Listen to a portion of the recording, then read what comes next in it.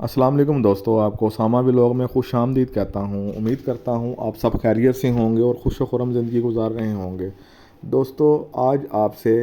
میں جو ایگ کی انفرٹیلٹی ہوتی ہے اس کے بارے میں ڈسکس کروں گا، ان کی 10 وجوہات جن کی وجہ سے برڈز کے ایگز جو ہیں وہ انفرٹائل ہو جاتے ہیں۔ اس کی پہلی بڑی وجہ ہے ایج آف برڈ۔ جو آپ کے برڈ کی ایج ہے وہ پراپر نہیں ہوتی، مین کہ جو میل اینڈ فیمیل ہیں ان کی کم سے کم جو ایج ہے وہ 1 سال ہونی چاہیے۔ بعض بریڈر کہتے ہیں کہ 8 سے 9 ماہ میں بھی برڈ بریڈ کر جاتا ہے، لیکن وہ میچور نہیں ہوتا، جس کی وجہ سے وہ پراپر بریڈ نہیں کر پاتا۔ تو اس لیے جو برڈ کی ایج ہے وہ پوری 1 سال ہونی چاہیے، اس سے زیادہ ہو تو زیادہ بہتر ہے۔ اور جو دوسری جو وجہ ہے ایگ کے انفرٹائل ہونے کی، وہ ہے proper bounding of the bird, کہ جو برڈ ہے وہ پراپر باؤنڈ نہیں ہوتا۔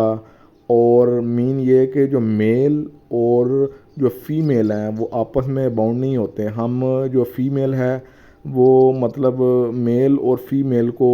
اکٹھا کرتے ہیں اور ان کو 1 ویک کے بعد ہی ہم ان کو باکس دے دیتے ہیں، جس کی وجہ سے وہ باؤنڈ پیئر نہیں ہوتا۔ تو جس کی وجہ سے جو فیمیل ہے وہ آٹو پہ جو ہیٹ پہ آ جاتی ہے اور وہ ایگ لے کر دیتی ہے، جس کی وجہ سے ایگ انفرٹائل ہو جاتے ہیں۔ تیسری بڑی وجہ جو ہے وہ ہے کنفرم آف دی جینڈر۔ مین یہ کہ ہمیں یہ پتہ نہیں ہوتا کہ ہم نے میل اور فیمیل کو ہی لگایا ہے، کیونکہ جو لو برڈ ہے اس کے اندر سب سے بڑی جو آتی ہے مشکل آتی ہے کہ اس کے جینڈر کی جو پہچان مشکل ہوتی ہے، جس کے لیے ہمیں جو پراپر برڈ ہیں DNA والے وہ خریدنے چاہیے، جس میں ہمیں کنفرم ہو اس میں سے میل اور فیمیل کون ہے، تاکہ ہم جو ہمارے ایگ ہیں وہ انفرٹائل نہ ہوں اور جو پراپر ہے وہ ہمارا کلچ بھی ضائع نہ ہو۔ جو چوتھی بڑی وجہ ہے وہ ہے پراپر ڈائٹ پلان، کہ ہم جو برڈ کا پورا سیزن ہوتا ہے ہم ان کو ریگولر ڈائٹ ہی دیتے ہیں بس، جس کے اندر سورج مکھی، کنیری اور جو لو برڈ کا جو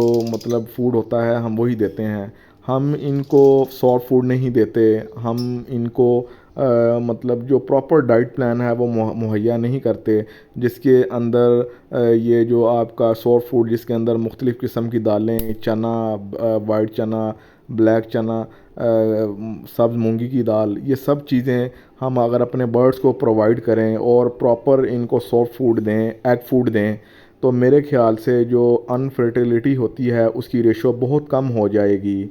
اور جو پانچویں جو وجہ ہے جس کی وجہ سے جو ایگ میں انفرٹیلٹی آتی ہے وہ ہے میل کا سٹک کراس کرنا۔